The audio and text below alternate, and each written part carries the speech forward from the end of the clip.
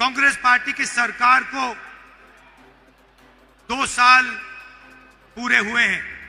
कर्नाटक राज्यದಲ್ಲಿ ಕಾಂಗ್ರೆಸ್ ಸರ್ಕಾರ 2 ವರ್ಷದ ಅವಧಿನ ಈಗ ಪೂರ ಮಾಡಿದೆ। और हमने चुनाव के समय आपसे वायदे किए थे।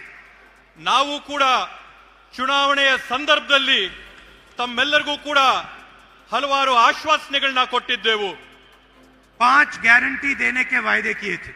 4 ಗ್ಯಾರಂಟಿಗಳು ಕೊಡುವಂತ ನಿಮಗೆ ಆಶ್ವಾಸನೆ ನಾವು ಕೊಟ್ಟಿದ್ವು। बीजेपी के लोगों ने कहा कि कांग्रेस पार्टी ये काम पूरा नहीं करेगी। ಬಿಜೆಪಿ ಪಾರ್ಟಿ ಅವರು ಹೇಳಿದ್ರು ಕಾಂಗ್ರೆಸ್ ಪಕ್ಷ ಕೊಟ್ಟಂತ 5 ಆಶ್ವಾಸನೆಗಳನ್ನ ಯಾವುದೇ ಕಾರಣಕ್ಕೂ ಅವ್ರ ಕೈಲಿ ಈಡೇರಿಸಕ್ಕೆ ಸಾಧ್ಯ ಇಲ್ಲ ಅಂದ್ರು। प्रधानमंत्री ने कहा कि ये काम नहीं किया जाएगा। ಪ್ರಧಾನಮಂತ್ರಿ ನರೇಂದ್ರ ಮೋದಿ ಜಿ ಅವರು ಹೇಳಿದ್ರು ಈ ಒಂದು ಕಾರ್ಯಕ್ರಮನ ಕಾಂಗ್ರೆಸ್ ಪಕ್ಷ ಅನುಷ್ಠಾನಕ್ಕೆ ತರಕ್ಕೆ ಸಾಧ್ಯವಿಲ್ಲ ಅಂತ ಹೇಳಿ। हमारा पहला वायदा, पहली गारंटी गृह लक्ष्मी 2000 रुपए प्रति महीना 1 करोड़ महिलाओं को। ನಮ್ಮ ಮೊದಲನೇ ಆಶ್ವಾಸನೆ ನಾವು ಕೊಟ್ಟಂತ ಮೊದಲನೇ ಗ್ಯಾರಂಟಿ ಗೃಹಲಕ್ಷ್ಮಿ ಯೋಜನೆಯನ್ನ ನಾವು ಘೋಷಣೆ ಮಾಡಿ ಕರ್ನಾಟಕ ರಾಜ್ಯದಲ್ಲಿರ್ತಕ್ಕಂತ 1 ಕೋಟಿ ಕುಟುಂಬಗಳ ಮಹಿಳೆಯರಿಗೆ 2000 ರೂಪಾಯಿನ ಪ್ರತಿ ತಿಂಗಳು ಕೊಡುವಂತ ಘೋಷಣೆ ಮಾಡಿದ್ವು। आज मैं खुशी से कह सकता हूं कि करोड़ों महिलाओं के बैंक अकाउंट में कर्नाटका की सरकार ये पैसा डालती है। ಇವತ್ತು ನಾನು ಅತ್ಯಂತ ಸಂತಸದಿಂದ ಹೇಳ್ತಾ ಇದ್ದೀನಿ, ಕರ್ನಾಟಕ ರಾಜ್ಯದ ಕಾಂಗ್ರೆಸ್ ಸರ್ಕಾರ ಕೋಟ್ಯಾಂತರ ಹೆಣ್ಣು ಮಕ್ಕಳ ಖಾತೆಗಳಿಗೆ ನೇರವಾಗಿ 2000 ರೂಪಾಯಿ ಪಾವತಿ ಮಾಡ್ತಾ ಇದೆ ಅಂತ ಹೇಳಿ। दूसरा वायदा गृह ज्योति, करोड़ों परिवारों को 200 यूनिट बिजली के फ्री में। ನಾವು ಕೊಟ್ಟಂತ ಎರಡನೇ ಆಶ್ವಾಸನೆ ಗೃಹ ಜ್ಯೋತಿ ಯೋಜನೆ ಅಡಿಯಲ್ಲಿ ಕೋಟ್ಯಾಂತರ ಕುಟುಂಬಗಳಿಗೆ ಪ್ರತಿ ತಿಂಗಳು 200 ಯೂನಿಟ್ ಉಚಿತವಾಗಿ ವಿದ್ಯುತ್ ಕೊಡ್ತೀವಿ ಅನ್ನಂತ ಆಶ್ವಾಸನೆ। ये भी वायदा हमने पूरा किया। ಈ ಒಂದು ಆಶ್ವಾಸನೆನ ಕೂಡ ನಾವಿವತ್ತು ನಿಮ್ಮ ಮುಂದೆ ಈಡೇರಿಸಿದ್ದೇವೆ। तीसरी गारंटी अन्नभाग्य, 4 करोड़ लोगों को 10 केजी अनाज। ಮೂರನೇ ಆಶ್ವಾಸನೆ ನಾವು ಕೊಟ್ಟಂತದ್ದು ಅನ್ನಭಾಗ್ಯ ಯೋಜನೆ ಅಡಿಯಲ್ಲಿ 4 ಕೋಟಿ ಪಡಿತರಿಗೆ 10 ಕೆಜಿ ಅಕ್ಕಿನ ಪ್ರತಿ ತಿಂಗಳು ಕೊಡುವಂತ ಆಶ್ವಾಸನೆ ನಿಮಗೆ ಕೊಟ್ಟಿದ್ವು। और आज कर्नाटक में करोड़ों परिवार को ये अनाज मिलता है।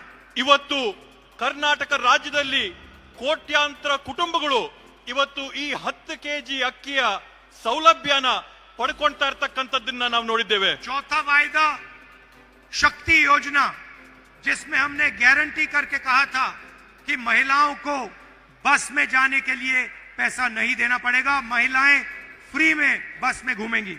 ನಾವು ಕೊಟ್ಟಂತ 4ನೇ ಆಶ್ವಾಸನೆ ಶಕ್ತಿ ಯೋಜನೆ ಇತ್ತು। ಶಕ್ತಿ ಯೋಜನೆ ಅಡಿಯಲ್ಲಿ ಕರ್ನಾಟಕ ರಾಜ್ಯದಲ್ಲಿರ್ತಕ್ಕಂಥ 3.5 ಕೋಟಿ ಹೆಣ್ಮಕ್ಳು ಬಸ್ಗಳಲ್ಲಿ ಉಚಿತವಾಗಿ ಪ್ರಯಾಣ ಮಾಡಂತ ಒಂದು ಸೌಕರ್ಯನ ನಾವು ಎಲ್ಲರಿಗೂ ಒದಗಿಸ್ಕೊಡ್ತೀವಿ ಅಂತ ಹೇಳಿದ್ವಿ। तकरीबन 500 करोड़ बस की ट्रिप्स कर्नाटका सरकार ने मुफ्त में दी हैं। ಇವತ್ತಿನ ಕಾಲಘಟ್ಟಕ್ಕೆ ಕರ್ನಾಟಕ ರಾಜ್ಯದಲ್ಲಿ 500 ಕೋಟಿ ಉಚಿತವಾದಂತ ಪ್ರಯಾಣಗಳನ್ನ ಕರ್ನಾಟಕ ರಾಜ್ಯದಲ್ಲಿರ್ತಕ್ಕಂಥ ಹೆಣ್ಮಕ್ಳು ಪೂರೈಸಿದ್ದಾರೆ ಅಂತ ಹೇಳಿ ಹೆಮ್ಮೆಯಿಂದ ಹೇಳ್ತೇವೆ। और 5वां वायदा युवा निधि स्कीम, जहां हम 3 लाख युवाओं को महीने का 3000 रुपए देते हैं। 5ನೇ ಯೋಜನೆ ನಾವು ಹೇಳಿದ್ದಂತದ್ದು ಯುವ ನಿಧಿ ಯೋಜನೆಯಲ್ಲಿ ಕರ್ನಾಟಕ ರಾಜ್ಯದಲ್ಲಿರ್ತಕ್ಕಂಥ 3 ಕೋಟಿ ಯುವಕರಿಗೆ ನಾವು ಪ್ರತಿ ತಿಂಗಳು 3000 ರೂಪಾಯಿಗಳನ್ನ ಅವ್ರ ಖಾತೆಗೆ ಪಾವತಿ ಮಾಡುವಂತದ್ದು। हमने आपसे कहा था कि हम कर्नाटक के गरीब लोगों के बैंक अकाउंट में पैसा डालेंगे। ನಾವು ನಿಮಗೊಂದು ಆಶ್ವಾಸನೆನ ಕೊಟ್ಟಿದ್ವಿ, ನಾವು ಕರ್ನಾಟಕ ರಾಜ್ಯದಲ್ಲಿರ್ತಕ್ಕಂಥ ಬಡ ಕುಟುಂಬಗಳ ಬ್ಯಾಂಕ್ ಅಕೌಂಟ್ಗಳಿಗೆ ನೇರವಾಗಿ ಹಣನ ಜಮಾ ಮಾಡ್ತೀವಿ ಅಂತ ಆಶ್ವಾಸನೆ ಕೊಟ್ಟಿದ್ವಿ। और आज हजारों करोड़ रुपए डायरेक्ट आपके बैंक अकाउंट में जाता है। ಇವತ್ತು ಕರ್ನಾಟಕ ರಾಜ್ಯದಲ್ಲಿ 16,000 ಕೋಟಿ ರೂಪಾಯಿಗಳ ಅನುದಾನ ಹಣ ನೇರವಾಗಿ ಪಡಿತರ ಅಕೌಂಟ್ಗಳಿಗೆ ಜಮಾ ಆಗ್ತಾ ಇದೆ। ये पैसा आप अपने बच्चों की शिक्षा में, अपने स्वास्थ्य में डाल रहे हो। ಈ ಒಂದು ನಾವು ಕೊಡ್ತಾ ಇರತಕ್ಕಂತ ಹಣನ ತಾವು ತಮ್ಮ ಮಕ್ಕಳ ವಿದ್ಯಾಭ್ಯಾಸಕ್ಕೋಸ್ಕರ, ತಮ್ಮ ಕುಟುಂಬಗಳ ಆರೋಗ್ಯಕ್ಕೋಸ್ಕರ ಈ ಎಲ್ಲ ಅನುದಾನಗಳನ್ನ ಹಣನ ಬಳಸ್ತಾ ಇರತಕ್ಕಂಥದ್ದು ನಾವು ನೋಡಿದ್ದೇವೆ। और यही हम चाहते थे कि जो आपका धन है वो वापस आपके जेब में जाए। ಇದೇ ನಮ್ಮ ಮೂಲ ಉದ್ದೇಶ ಇತ್ತು. ತಮ್ಮ ತೆರಿಗೆಯ ಹಣ ಏನ್ ಸರ್ಕಾರಕ್ಕೆ ಬರುತ್ತೆ ಆ ತೆರಿಗೆಯ ಹಣ ಮತ್ತೊಮ್ಮೆ ನೇರವಾಗಿ ನಿಮ್ಗೆ ಹೋಗ್ಬೇಕು ಅನ್ನೋ ಉದ್ದೇಶ ನಮ್ದಾಗಿತ್ತು. बीजेपी चाहती है कि चुने हुए लोगों को हिंदुस्तान का पूरा धन मिले.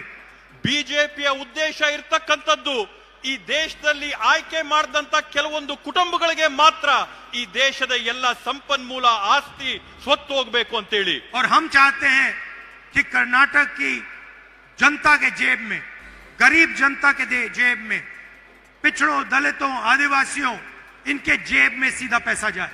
ನಮ್ಮ ಉದ್ದೇಶ ಇರ್ತಕ್ಕಂಥದ್ದು ಹಣ ಯಾರ ಹತ್ರ ಹೋಗ್ಬೇಕು ಅಂತಂದ್ರೆ ಈ ರಾಜ್ಯದ ಅತ್ಯಂತ ಬಡ ಕುಟುಂಬಗಳ ಖಾತೆಗಳಿಗೆ ಹಣ ಹೋಗ್ಬೇಕಾಗಿದೆ. ಈ ರಾಜ್ಯದಲ್ಲಿರ್ತಕ್ಕಂಥ ಪರಿಶಿಷ್ಟ ಜಾತಿ, ಪರಿಶಿಷ್ಟ ಪಂಗಡ, ಬುಡಕಟ್ಟು, ಹಿಂದುಳಿದ ವರ್ಗದ ಕುಟುಂಬಗಳಿಗೆ ಈ ಹಣ ಹೋಗ್ಬೇಕು ಅನ್ನೋ ಉದ್ದೇಶ ನಮ್ಮ ಕಾಂಗ್ರೆಸ್ ಸರ್ಕಾರದ್ದು. जब हम पैसा आपके जेब में डालते हैं तो ये पैसा मार्केट में जाता है. ನಾವು ಈ ಹಣನ ನಿಮ್ ಖಾತೆಗಳಿಗೆ ಹಾಕದಂತ ಸಂದರ್ಭದಲ್ಲಿ ತಾವು ಈ ಹಣನ ಮತ್ತೊಮ್ಮೆ ಮಾರುಕಟ್ಟೆಗೆ ತಂದು ಖರ್ಚು ಮಾಡ್ತೀರಾ. इससे प्रोडक्शन बढ़ती है, ಇದರಿಂದ ಉತ್ಪಾದನೆ ಹೆಚ್ಚಾಗುತ್ತೆ और गांव-गांव में पैसे का इंजेक्शन होता है. ಹಾಗೇನೆ ಪ್ರತಿಯೊಂದು ಗ್ರಾಮದಲ್ಲಿ ಕೂಡ ಹಣದ ವಹಿವಾಟು ಪ್ರಾರಂಭ ಆಗುತ್ತೆ. इस पैसे को आप अपने गांव में, शहरों में, कस्बों में खर्च करते हो. ಈ ಒಂದು ಹಣನ ನೀವು ನಿಮ್ಮ ಊರುಗಳಲ್ಲಿರ್ತಕ್ಕಂಥ ಕಿರಾಣಿ ಅಂಗಡಿಗಳಲ್ಲಿ, ನಿಮ್ಮ ಊರುಗಳಲ್ಲಿರ್ತಕ್ಕಂಥ ಸಣ್ಣ ಪುಟ್ಟ ಕಾರ್ಯಕ್ರಮಗಳಲ್ಲಿ ತಾವು ಬಳಸ್ತೀರಾ. और इस पैसे से कर्नाटक की अर्थव्यवस्था को फायदा पहुंचा है. ಈ ಒಂದು ಹಣದಿಂದ ಕರ್ನಾಟಕದ ರಾಜ್ಯದ ಆರ್ಥಿಕ ವ್ಯವಸ್ಥೆಗೆ ಸುಧಾರಣೆ ತಂದ ಆಗುತ್ತೆ. बीजेपी के मॉडल में वो 2-3 अरबपतियों को सारा का सारा धन पकड़ा देते. ಬಿಜೆಪಿ ಅವರ ಉದ್ದೇಶ ಇರತಕ್ಕಂಥದ್ದು ಈ ಹಣವನ್ನೆಲ್ಲ ಕೂಡ 2-3 ಕೋಟ್ಯಾಧಿಪತಿಗಳಿಗೆ ಸೇರಿಸಬೇಕು ಅನ್ನೋಂಥದ್ದು ಬಿಜೆಪಿ ಅವರ ಉದ್ದೇಶ. ये अरबपति अपना पैसा गांव में, कस्बों में नहीं खर्च करते हैं. ಈ ಕೋಟ್ಯಾಂತೀಶ್ವರರು ಅವ್ರಿಗೆ ಸಿಕ್ಕಂತ ಹಣನ ನಮ್ಮಲ್ಲಿರ್ತಕ್ಕಂಥ ಗ್ರಾಮಗಳಲ್ಲಿ, ಪಟ್ಟಣಗಳಲ್ಲಿ ಖರ್ಚು ಮಾಡೋದಿಲ್ಲ. ये लंदन में, न्यूयॉर्क में इधर उधर एसेट्स खरीदते हैं. ಈ ಕೋಟ್ಯಾಧಿಪತಿಗಳು ಲಂಡನ್, ನ್ಯೂಯಾರ್ಕ್ ಇಂಥ ವಿದೇಶಗಳಲ್ಲಿರ್ತಕ್ಕಂಥ ನಗರಗಳಲ್ಲಿ ಬೇರೆ ಬೇರೆ ಆಸ್ತಿಗಳನ್ನ ಖರೀದಿ ಮಾಡ್ತಾರೆ. और आपका पैसा चुने हुए लोगों के हाथों में चला जाता है. ಮತ್ತೆ ತಮ್ಮ ಹಣ, ತಮ್ಮ ತೆರಿಗೆಯ ಹಣ ಕೆಲವೊಂದು ಆಯ್ಕೆ ಮಾಡಿದಂತ 3-4 ಜನರ ಖಾತೆಗಳಿಗೆ उनके ಹೊರಟೋಗುತ್ತೆ. मॉडल में रोजगार खत्म होता है, हमारे मॉडल में रोजगार पैदा होता है. ಅವರು ಮಾಡ್ತಕ್ಕಂಥ ವ್ಯವಸ್ಥೆಯಲ್ಲಿ ಉದ್ಯೋಗಗಳು ಮುಗಿಸ್ತಾರೆ. ನಾವು ಮಾಡಂತ ಒಂದು ನಮ್ಮ ಕಾರ್ಯಕ್ರಮದಲ್ಲಿ ನಾವು ಉದ್ಯೋಗಗಳನ್ನ ಸೃಷ್ಟಿ ಮಾಡೋಂಥದ್ದು ಮಾಡ್ತೀವಿ, ಸೃಜನೆ ಮಾಡ್ತೀವಿ. उनके मॉडल में अगर आप बीमार होते हो तो आपको कर्ज में डूबना पड़ता है. ಅವರ ಒಂದು ವ್ಯವಸ್ಥೆಯಲ್ಲಿ ನೀವೇನಾದ್ರೂ ಅನಾರೋಗ್ಯ ಆದ್ರೆ ನೀವು ಸಾಲದ ಒಂದು ಸಿಳುಕಿಗೆ ಸಿಕ್ಕಿ ನಿಮ್ಗೆ ಅತ್ಯಂತ ತೊಂದರೆ ಆಗುತ್ತೆ. हमारे मॉडल में आप बीमार होते हो, आपके जेब में पैसा होता है इलाज कराने के लिए. ನಮ್ಮ ಒಂದು ವ್ಯವಸ್ಥೆಯಲ್ಲಿ ನಿಮ್ಗೇನಾದ್ರೂ ಅನಾರೋಗ್ಯದಿಂದ ಬಳಲ್ತಾ ಇದ್ರೆ ನಿಮ್ ಜೋಬಲ್ಲಿ ನಿಮಗ್ ಖರ್ಚು ಮಾಡ್ಕೊಳ್ಳಕ್ಕೆ ನಾವು ಕಾಸು ಹಾಕ್ತೀವಿ. उनके मॉडल में आप लाखों करोड़ रुपए स्कूल्स और कॉलेजेस और यूनिवर्सिटीज, प्राइवेट स्कूल्स और कॉलेजेस और यूनिवर्सिटी को देते हो. ಅವರ ಒಂದು ವ್ಯವಸ್ಥೆಯಲ್ಲಿ ಖಾಸಗಿ ಆದಂತ ವಿದ್ಯಾಸಂಸ್ಥೆಗಳಿಗೆ, ವಿಶ್ವವಿದ್ಯಾನಿಲಯಗಳಿಗೆ ಲಕ್ಷಾಂತರ ರೂಪಾಯಿಗಳನ್ನ ತಾವು ಕಟ್ಟಿ ನಿಮ್ ಮಕ್ಕಳಿಗೆ ವಿದ್ಯಾಭ್ಯಾಸ ಮಾಡಿಸಬೇಕಾಗುತ್ತೆ. लाखों परिवारों को कर्ज में जाना पड़ता है. ಲಕ್ಷಾಂತರ ಕುಟುಂಬಗಳಿಗೆ ಸಾಲಕ್ಕೆ ಸಿಲುಕ್ತಾರೆ. हमारे मॉडल में हम आपको पैसा देते हैं. ನಮ್ಮ ಒಂದು ವ್ಯವಸ್ಥೆಯಲ್ಲಿ, ನಮ್ಮ ಆರ್ಥಿಕ ವ್ಯವಸ್ಥೆಯಲ್ಲಿ ನಾವು ನಿಮ್ ಜೇಬಿಗೆ ಕಾಸನ್ನ ತುಂಬ್ತೀವಿ. जब हम 5 गारंटीज की बात कर रहे थे, मैंने एक और मुद्दा उठाया था. ನಾವು 5 ಗ್ಯಾರಂಟಿಗಳ ಬಗ್ಗೆ ಚರ್ಚೆ ಮಾಡ್ತಾ ಇರಬೇಕಾದಂತ ಸಂದರ್ಭದಲ್ಲಿ ನಾನು ಮತ್ತೊಂದು ವಿಷಯನ ಪ್ರಸ್ತಾಪ ಮಾಡಿದೆ. मुझे पता लगा था कि कर्नाटक में ऐसे बहुत सारे लोग हैं जिनके पास जमीन है मगर मालिकाना हक नहीं है. ನನಗೊಂದು ಕರ್ನಾಟಕ ರಾಜ್ಯದಲ್ಲಿ ಮನವರಿಕೆ ಆಗಿತ್ತು. ಕರ್ನಾಟಕ ರಾಜ್ಯದಲ್ಲಿ ಲಕ್ಷಾಂತರ ಜನ ಇದ್ದಾರೆ, ಯಾರು ಭೂಮಿಯ ಅನುಭವದಲ್ಲಿದ್ದಾರೆ, ಆದ್ರೆ ಆ ಭೂಮಿಯ ಹಕ್ಕು ಪತ್ರಗಳು, ಆ ಭೂಮಿಯ ಸಾಕ್ಷಿ ಆಧಾರಗಳು ಅವ್ರ ಹತ್ರ ಇಲ್ಲ ಅನ್ನೋಂಥದ್ದು ನನಗೆ ಮನವರಿಕೆ ಆಗಿತ್ತು. दलित, आदिवासी हैमलेट्स को रेवेन्यू विलेज माना ही नहीं जाता था. ದಲಿತರು ಮತ್ತು ಬುಡಕಟ್ಟ ಜನ ಇರ್ತಕ್ಕಂಥ ಪ್ರದೇಶಗಳು, ಗ್ರಾಮಗಳು ಕಂದಾಯ ಗ್ರಾಮ ಅಂತಾನೆ ಘೋಷಣೆ ಆಗಿರಲಿಲ್ಲ. ये लोग गांव में रहते थे मगर इनको कोई हक नहीं मिलते. ಆ ಗ್ರಾಮಗಳಲ್ಲಿದ್ದಂತ ಬುಡಕಟ್ಟು ಪರಿಶಿಷ್ಟ ಜಾತಿಯ ಜನಕ್ಕೆ ಅವರ ಭೂಮಿ ಮಾಲೀಕತ್ವದ ಹಕ್ಕೇ ಇರಲಿಲ್ಲ. इसमें हर जात के लोग थे, हर धर्म के लोग थे. ಈ ಈ ಒಂದು ಗ್ರಾಮಗಳಲ್ಲಿ ಪ್ರತಿ ಜಾತಿಯ ಜನ ಇದ್ರು, ಪ್ರತಿ ಧರ್ಮದ ಜನ ಇದ್ರು. इनको मालिकाना हक नहीं था, इनकी प्रॉपर्टी राइट्स नहीं थी, इनको सरकार की कोई फैसिलिटी नहीं मिलती थी. ಇವ್ರಿಗೆ ಭೂಮಿಯ ಮಾಲೀಕತ್ವದ ಹಕ್ಕುಗಳಿರ್ಲಿಲ್ಲ, ಸರ್ಕಾರ ಕೊಡುವಂತ ಸೌಲಭ್ಯಗಳಿರ್ಲಿಲ್ಲ, ಹಕ್ಕು ಪತ್ರಗಳು ಅವ್ರ ಕೈಯಲ್ಲಿರ್ಲಿಲ್ಲ. सालों से ये परिवार जमीन उस जमीन पे रह रहे थे. 16 ವರ್ಷಗಳಿಂದ ಈ ಕುಟುಂಬಗಳು ಆ ಭೂಮಿಯ ಅನುಭವದಲ್ಲಿದ್ರು, ಆದ್ರೆ ಸಾಕ್ಷಿ ಆಧಾರಗಳಿರ್ಲಿಲ್ಲ. मगर उनको अपनी ही जमीन का अधिकार नहीं था. ಆದ್ರೆ ಅವ್ರಿಗೆ ತಮ್ಮದೇ ಆದಂತ ತಮ್ಮ ಸ್ವಂತ ಭೂಮಿಯ ಅಧಿಕಾರದ ವ್ಯವಸ್ಥೆ ಅವ್ರಿಗಿರ್ಲಿಲ್ಲ. और ये मामला मैंने कांग्रेस पार्टी के सीनियर नेताओं से उठाया. ಈ ಒಂದು ವಿಷಯದ ಬಗ್ಗೆ ನಾನು ನಮ್ಮ ಕಾಂಗ್ರೆಸ್ ಪಕ್ಷದ ಹಿರಿಯ ಮುಖಂಡರ ಗಮನಕ್ಕೆ ಈ ವಿಷಯನ ತಂದೆ. खाड़गे जी से, सिद्धरामैया जी से, डीके शिवकुमार, बाकी मंत्रियों से मैंने ये बात की. ನಾನು ಈ ವಿಷಯದ ಬಗ್ಗೆ ಮಲ್ಲಿಕಾರ್ಜುನ ಖರ್ಗೆ ಸಾಹೇಬ್ರ ಹತ್ರ, ಸನ್ಮಾನ್ಯ ಸಿದ್ದರಾಮಣ್ಣ ಅವರ ಹತ್ರ, ಡಿ.ಕೆ. ಶಿವಕುಮಾರ್ ಅಣ್ಣವರ ಹತ್ರ ಈ ಒಂದು ವಿಷಯದ ಬಗ್ಗೆ ನಾನು ಅವರ ಗಮನಕ್ಕೆ ತಂದಿದ್ದೆ. और मैंने कहा कि मैं चाहता हूं कि कर्नाटक में जिसके पास भी जमीन हो उसके पास मालिकाना हक जरूर हो. ನನ್ನ ಒಂದು ಉದ್ದೇಶ ಏನಿತ್ತಂತಂದ್ರೆ, ಕರ್ನಾಟಕ ರಾಜ್ಯದಲ್ಲಿ ಯಾರೆಲ್ಲ ಕೂಡ ಭೂಮಿಯ ಸ್ಥಳದ ಅನುಭವದಲ್ಲಿದ್ದಾರೆ, ಆ ಭೂಮಿ ಜಾಗದ ಅನುಭವದಲ್ಲಿರ್ತಕ್ಕಂಥವರೆಲ್ಲರಿಗೂ ಕೂಡ ಹಕ್ ಪತ್ರ ಕೊಟ್ಟು ಅವರ ಮಾಲೀಕತ್ವನ ಅವ್ರ ಕೈಗೆ ವರ್ಗಾವಣೆ ಮಾಡಬೇಕು ಅನ್ನೋದು ನನ್ನ ಉದ್ದೇಶ ಆಗಿತ್ತು. और आज मैं बहुत खुशी के साथ कह सकता हूं कि जो छठी गारंटी है उसको हम पूरा करने में कामयाब हुए.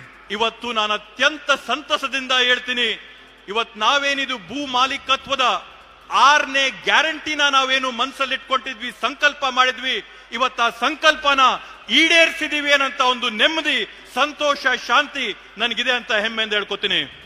1 लाख परिवारों को आज मालिकाना हक कर्नाटका की सरकार देने जा रही है. ಇವತ್ತು ಅತ್ಯಂತ ಸಂತಸದಿಂದ ಹೇಳ್ತೀನಿ, ಕರ್ನಾಟಕ ರಾಜ್ಯದಲ್ಲಿರ್ತಕ್ಕಂಥ 1 ಲಕ್ಷ ಕುಟುಂಬಗಳಿಗೆ ಅವರ ಒಂದು ಭೂಮಿಯ ಹಕ್ಕು ಪತ್ರಗಳನ್ನ, ಮಾಲೀಕತ್ವನ ಈ ಒಂದು ಬೃಹತ್ ಕಾರ್ಯಕ್ರಮದಲ್ಲಿ ವರ್ಗಾವಣೆ ಮಾಡ್ತಾ ಇದೀವಿ ಅಂತ ಹೇಳಿ ಹೇಳ್ತೀನಿ. जो इंदिरा गांधी का सपना था, ಇಂದಿರಾ ಗಾಂಧೀಜಿ ಅವರ ಕನಸೇನಿತ್ತು, उसमें उसको पूरा करने के लिए हमने एक बहुत बड़ा कदम लिया. ಆ ಒಂದು ಕನಸನ್ನ ನಾವು ನನಸಾಗಿ ಮಾಡೋದಕ್ಕೋಸ್ಕರ ಈ ಒಂದು ದೊಡ್ಡ ಹೆಜ್ಜೆನ ನಾವಿಟ್ಟಿದ್ದೇವೆ. 2000 हैबिटेशंस को हम रेवेन्यू विलेज घोषित कर रहे हैं. 2000 ಪ್ರದೇಶಗಳನ್ನ ನಾವಿವತ್ತು ಕಂದಾಯ ಗ್ರಾಮಗಳಾಗಿ ನಾವಿವತ್ತು ಘೋಷಣೆ ಮಾಡಿದಂತ ಐತಿಹಾಸಿಕ ತೀರ್ಮಾನ ಮಾಡಿದ್ದೇವೆ. और मैंने ये भी कहा है कि डिजिटल रजिस्ट्री होनी चाहिए. ನಾನು ಮತ್ತೊಂದು ಮಾತು ಹೇಳಿದ್ರೆ, ತಂತ್ರಾಂಶಗಳಲ್ಲಿ, ತಂತ್ರಜ್ಞಾನದಲ್ಲಿ ಎಲ್ಲ ದಾಖಲಾತಿಗಳು ತಂತ್ರಜ್ಞಾನದಲ್ಲಿ ಡಿಜಿಟಲ್ ರೆಕಾರ್ಡ್ ಇರಬೇಕು ಅಂತ ಹೇಳಿ. गरीब लोग अपने जमीन का रिकॉर्ड नहीं निकाल सकते हैं. ಬಡ ಕುಟುಂಬದಲ್ಲಿರ್ತಕ್ಕಂಥವ್ರು, ಸಣ್ಣ ಪುಟ್ಟ ಮನೆಗಳಲ್ಲಿರ್ತಕ್ಕಂಥವ್ರು ಅವರ ಕಂದಾಯ ದಾಖಲಾತಿಗಳನ್ನ ಭದ್ರವಾಗಿ ಇಟ್ಕೊಳ್ಳೋಕೆ ಕಷ್ಟ ಆಗುತ್ತೆ. सालों बीत जाते हैं, उनको अपना डॉक्यूमेंट नहीं मिलता है. 16 ವರ್ಷಗಳು ಕಳೆದ್ರೂ ಕೂಡ ಅವ್ರಿಗೆ ಅವರ ಮಾಲೀಕತ್ವದ ಪತ್ರಗಳು ಕೈಗೆ ಸಿಗೋದಿಲ್ಲ. इसीलिए हमने कहा है कि 21वीं सदी में डिजिटल रजिस्ट्री होनी चाहिए. ಆದ್ರಿಂದ ನಾವು ಕೊಟ್ಟಂತ ನಿರ್ದೇಶನ ಏನಂತಂದ್ರೆ, 21ನೇ ಶತಮಾನದಲ್ಲಿ ಎಲ್ಲರ ಕಂದಾಯ ಡಾಕ್ಯುಮೆಂಟ್ಗಳು ಡಿಜಿಟಲೀಕರಣ ಆಗಬೇಕು ಅನ್ನೋ ಒಂದು ನಿರ್ದೇಶನ ನಾವು ನೀಡಿದ್ವಿ. आपके हाथ में एक फिजिकल कॉपी होगी, ನಿಮ್ಮ ಕೈಯಲ್ಲಿ ಒಂದು ಫಿಸಿಕಲ್ ಕಾಪಿ ಇದ್ರೂ ಕೂಡ, मगर जब भी आपको जरूरत पड़े आप डिजिटल कॉपी निकाल पाओगे. ಆದ್ರೆ ನಿಮಗೆ ಯಾವತ್ತಾದ್ರೂ ಬೇಕಾದ್ರೂ ಕೂಡ ತಂತ್ರಾಂಶದಲ್ಲಿ ಡಿಜಿಟಲ್ ಕಾಪಿ ತಾವು ಯಾವಾಗ ಬೇಕಾದ್ರೂ ತಗೋಬಹುದು. इस गारंटी से हमारे जो सबसे गरीब कमजोर भाई बहन हैं उनको फायदा होगा. ಇವತ್ತು ಈ ಒಂದು 6ನೇ ಗ್ಯಾರಂಟಿಯಿಂದ ನಮ್ಮ ಸಮಾಜದಲ್ಲಿರ್ತಕ್ಕಂಥ ಅತ್ಯಂತ ಬಡ ಹಿಂದುಳಿದ ಕುಟುಂಬಗಳಿಗೆ ಸಾಕಷ್ಟು ದೊಡ್ಡ ಅನುಕೂಲ, ಸೌಲಭ್ಯ ಆಗಿದೆ.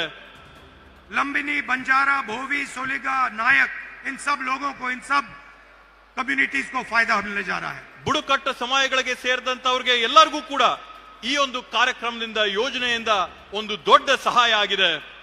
और मैंने एक और बात बोली है. ನಾನು ಇದ್ರ ಜೊತೆಗೆ ಮತ್ತೊಂದು ಮಾತನ್ನ ನಾನು ಹೇಳಿದ್ದೇನೆ. 50,000 ऐसे परिवार हैं 50 जिनके पास अभी भी मालिकाना हक नहीं है. ನಾನು ಮತ್ತೊಂದು ಮಾತು ಹೇಳಿದ್ದೀನಿ, 50,000 ಈ ರೀತಿಯಾದಂತ ಕುಟುಂಬಗಳಿವೆ ಯಾರಿಗೆ ಇವತ್ತಿಗೂ ಕೂಡ ತಮ್ಮ ಹಕ್ಕು ಪತ್ರಗಳು ಕೈಗೆ ಸಿಕ್ಕಿಲ್ಲ. हम चाहते हैं कि 6 महीने के अंदर उन 50,000 परिवारों को भी मालिकाना हक दिया जाए. ನಾನ್ ತಮ್ಗೆ ಆಶ್ವಾಸನೆ ಕೊಡ್ತೇನೆ, ಮುಂದೆ ಬರುವಂತ 6 ತಿಂಗಳ ಒಳಗಡೆ ಈ 50,000 ಕುಟುಂಬಗಳಿಗೂ ಕೂಡ ಅವರ ಹಕ್ಕು ಪತ್ರನ ಕೊಡಂತ ಕೆಲಸನ ನಮ್ಮ ಸರ್ಕಾರದ ವತಿಯಿಂದ ಮಾಡಿಸ್ತೇವೆ ಅಂತ ಹೇಳಿ. 2000 रेवेन्यू विलेजेस घोषित किए गए हैं. 2,000 ಕಂದಾಯ ಗ್ರಾಮಗಳನ್ನ ಊರ್ಜಿತ ಮಾಡಿದ್ದೇವೆ. हम चाहते हैं कि 500 और नए रेवेन्यू विलेजेस घोषित हों. ನಮ್ಮ ಗುರಿ ಇರ್ತಕ್ಕಂಥದ್ದು ಕರ್ನಾಟಕ ರಾಜ್ಯದಲ್ಲಿ ಇನ್ನೂ ಕೂಡ 500 ನೂತನವಾದಂತ ಕಂದಾಯ ಗ್ರಾಮಗಳನ್ನ ನಾವು ಘೋಷಣೆ ಮಾಡಬೇಕು ಅಂತ ಹೇಳಿ. कर्नाटका में कोई नहीं होना चाहिए जिसके पास अपनी जमीन का मालिकाना हक नहीं है. ಕರ್ನಾಟಕ ರಾಜ್ಯದಲ್ಲಿ ಯಾರು ಕೂಡ ತಮ್ಮ ಭೂಮಿಯ ಹಕ್ಕು ಪತ್ರ ಇಲ್ಲದೆ ಇದ್ದಂತವರು, ತಮ್ಮ ಭೂಮಿಯ ಮಾಲೀಕತ್ವ ಇಲ್ಲದೆ ಇದ್ದಂತವರು ಯಾರು ಕೂಡ ಇರಬಾರದು ಅನ್ನಂತದ್ದು ನಮ್ಮ ಸಂಕಲ್ಪ. जो कांग्रेस पार्टी के स्टेट डिस्ट्रिक्ट और विलेज गारंटी कमिटीज हैं, ಕರ್ನಾಟಕ ರಾಜ್ಯದಲ್ಲಿರ್ತಕ್ಕಂಥ ಜಿಲ್ಲೆ, ತಾಲೂಕು, ಗ್ರಾಮದ ಗ್ಯಾರಂಟಿ ಸಮಿತಿಗಳೇನಿವೆ, उनसे मैं कहता हूं कि आप हर परिवार को उनकी डीड जाके दो. ನಾನು ಈ ಸಮಿತಿಗಳಿಗೆ ನಾನು ಮನವಿ ಮಾಡ್ಕೊಂತೀನಿ, ಈ ರೀತಿಯಾದಂತ ಕುಟುಂಬಗಳು ನಿಮ್ಮಲ್ಲಿದ್ರೆ ಅವರೆಲ್ಲರಿಗೂ ಕೂಡ ಅವರ ಹಕ್ಕನ್ನ ಕೊಡಿಸಂತ ಕೆಲಸ ತಾವು ಮಾಡಬೇಕು ಅಂತ ಹೇಳಿ. हर परिवार को अपना मालिकाना हक मिलना चाहिए. ಪ್ರತಿಯೊಂದು ಪರಿವಾರಕ್ಕೂ ಕುಟುಂಬಕ್ಕೂ ಕೂಡ ತಮ್ಮ ಹಕ್ಕು ಪತ್ರಗಳು, ತಮ್ಮ ಮಾಲೀಕತ್ವದ ಪ್ರಮಾಣ ಪತ್ರಗಳು ಸಿಗಬೇಕು ಅನ್ನೋಂಥದ್ದನ್ನ ಮನವಿ ಮಾಡ್ತೀನಿ. और हम चाहते हैं कि कर्नाटक हिंदुस्तान का पहला प्रदेश हो जहां जिसके पास भी जमीन है उसके पास उस जमीन का हक है. ನಮ್ಮ ಉದ್ದೇಶ ಇರತಕ್ಕಂಥದ್ದು ಭಾರತ ದೇಶದಲ್ಲಿ ಕರ್ನಾಟಕ ರಾಜ್ಯ ಮೊಟ್ಟ ಮೊದಲನೇ ರಾಜ್ಯ ಆಗಬೇಕು. ಯಾವ ರಾಜ್ಯದಲ್ಲಿ ಇರ್ತಕ್ಕಂಥ ಪ್ರತಿಯೊಬ್ಬ ಸಾರ್ವಜನಿಕರು ಮಾಲೀಕತ್ವದಲ್ಲಿ ಅನುಭವದಲ್ಲಿರ್ತಕ್ಕಂಥ ಭೂಮಿಯ ಪತ್ರಗಳು ಅವ್ರ ಕೈಯಲ್ಲಿರಬೇಕು, ಅವರ ಮಾಲೀಕತ್ವದ ಹಕ್ಕು ಪತ್ರ ಅವ್ರಿಗೆ ಸಿಕ್ಕಿರ್ಬೇಕು ಅನ್ನೋ ಉದ್ದೇಶ. वायदा हमने आपको 5 गारंटी का किया था, ಇವಾಗವರೆಗೂ ನಾವು ನಿಮ್ಗೆ 5 ಗ್ಯಾರಂಟಿಗಳ ಆಶ್ವಾಸನೆ ಕೊಟ್ಟಿದ್ವಿ. मगर सच्चाई में हमने आपके लिए 6 गारंटी की है. ಆದ್ರೆ ವಾಸ್ತವವಾಗಿ ನಿಜವಾಗಿ ಕೂಡ ನಾವು ನಿಮ್ಗೋಸ್ಕರ 6 ಗ್ಯಾರಂಟಿಗಳನ್ನ ಈಡೇರಿಸಿದ್ದೇವೆ. और ये शायद सबसे जरूरी कर्नाटक के भविष्य के लिए गारंटी है. ಈ 6ನೇ ಗ್ಯಾರಂಟಿ ಏನ್ ನಾವು ಈಡೇರಿಸಿದೀವಿ, ಕರ್ನಾಟಕ ರಾಜ್ಯದ ಭವಿಷ್ಯಕ್ಕೆ ಅತ್ಯಮೂಲ್ಯವಾದಂತ ಕೊಡುಗೆಯಾಗಿ ಇದಾಗಿದೆ. इससे करोड़ों परिवारों को फायदा होने जा रहा है. ಈ ಒಂದು ಹಕ್ಕು ಪತ್ರಗಳಿಂದ ಕೋಟ್ಯಾಂತರ ಕುಟುಂಬಗಳಿಗೆ ಅನುಕೂಲ ಆಗಂತದ್ದನ್ನ ನಾವು ನೋಡ್ತೇವೆ. आप सबका मैं बहुत बहुत धन्यवाद करता हूं. नमस्कार, जय हिंद. ತಮ್ಮೆಲ್ಲರಿಗೂ ಕೂಡ ನಾನು ವಂದನೆಗಳನ್ನ, ನಮನಗಳನ್ನ ಸಲ್ಲಿಸ್ತಾ ನನ್ನ ಮಾತುಗಳನ್ನ ಮುಗಿಸ್ತೀನಿ. ಜೈ ಹಿಂದ್. ABL 24 न्यूज, सच दिखेगा अब. ABL 24 न्यूज को सब्सक्राइब करें, ताजा खबरों के लिए बेल आइकन को दबाएं.